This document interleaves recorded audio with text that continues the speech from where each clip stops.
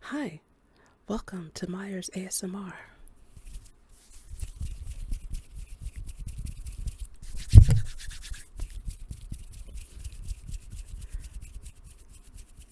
Thanks for being here. I knew you were coming, and I'm so glad to see you. I hope you're doing well. So, today we're going to pick up with the age of AI and our human future. But I'm a little thirsty, so first I'm going to taste some of my veggie fruit juice.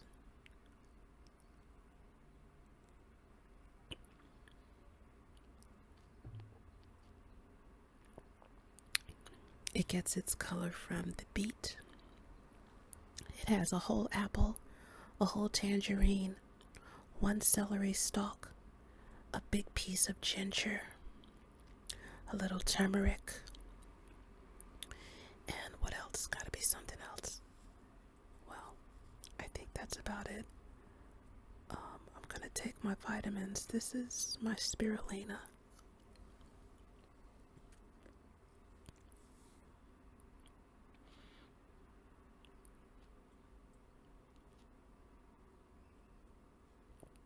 Take care of yourselves, folks.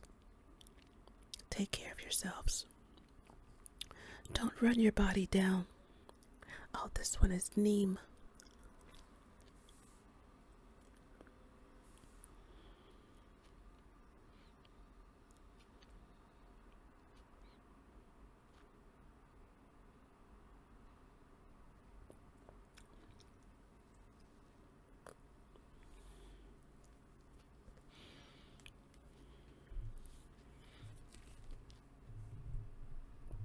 So let's see where we left off.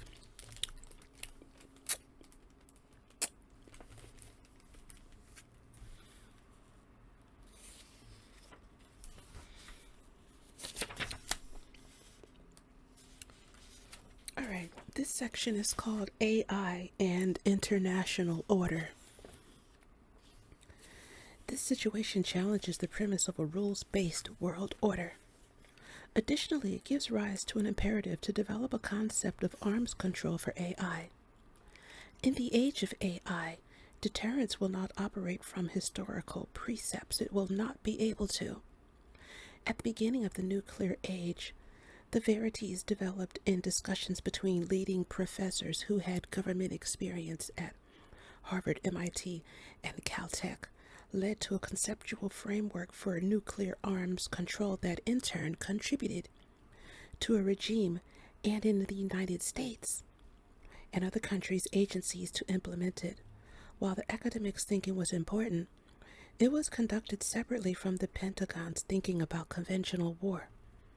It was an addition, not a modification. But the potential military uses of AI are broader than those of nuclear arms. And the divisions between offense and defense are, at least currently, unclear. In a world of such complexity and inherent incalculability, where AIs introduce another possible source of misperception and mistake, sooner or later, the great powers that possess high-tech capabilities will have to undertake a permanent dialogue. Such dialogue should be focused on the fundamental, averting catastrophe, and in so doing, surviving.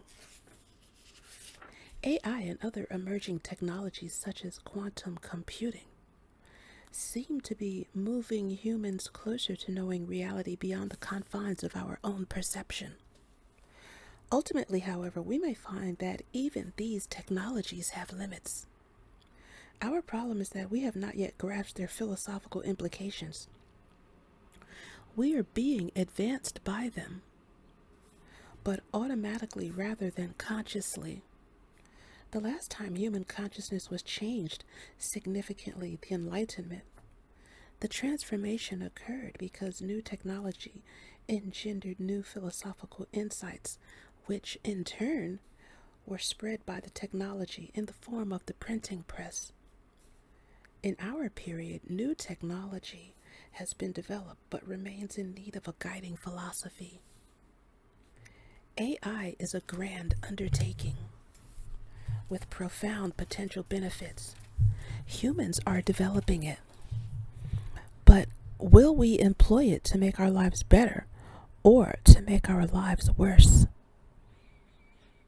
It promises stronger medicines, more efficient and more equitable healthcare, more sustainable environmental practices, and other advances.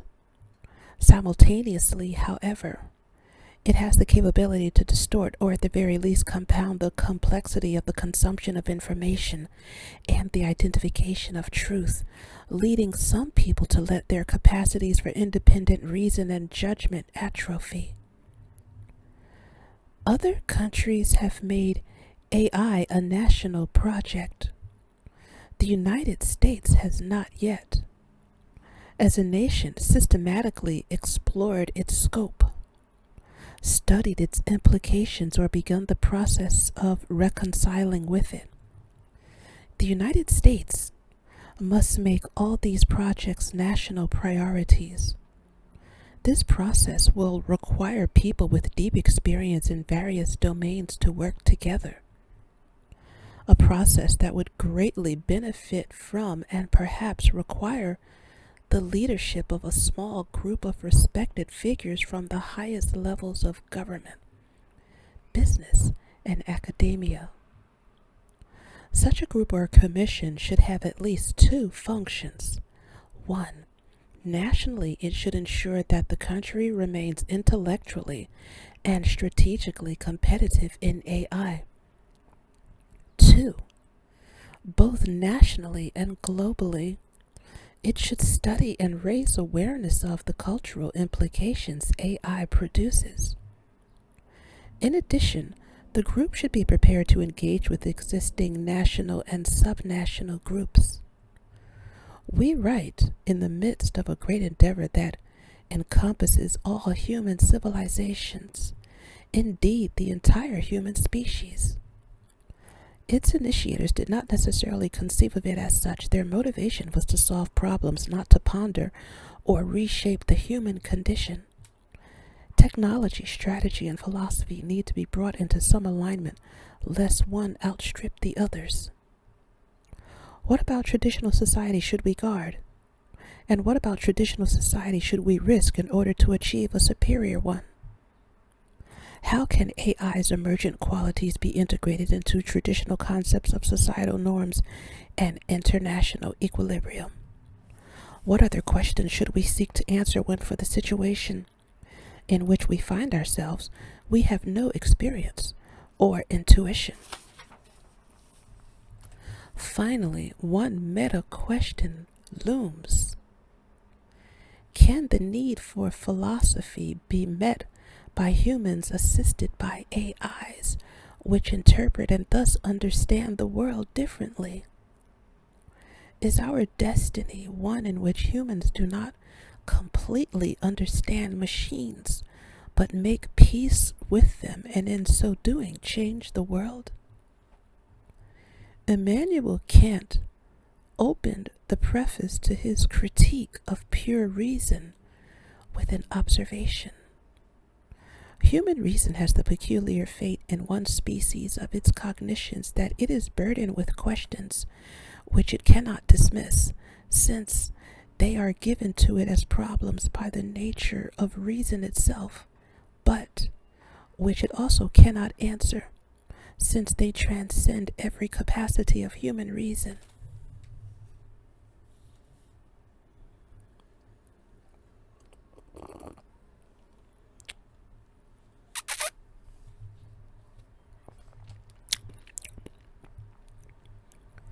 In the centuries since, humanity has probed deeply into these questions, some of which concern the nature of the mind, reason, and reality itself. And humanity has made great breakthroughs. It has also encountered many of the limitations Kant posited, a realm of questions it cannot answer, of facts it cannot know fully.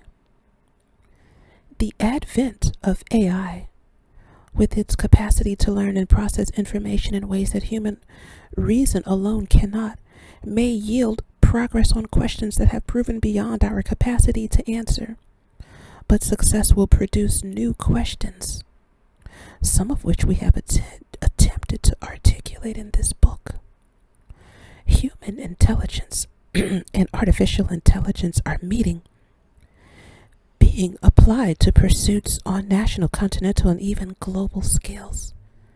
Understanding this transition and developing guiding ethic for it will require commitment and insight from many elements of society.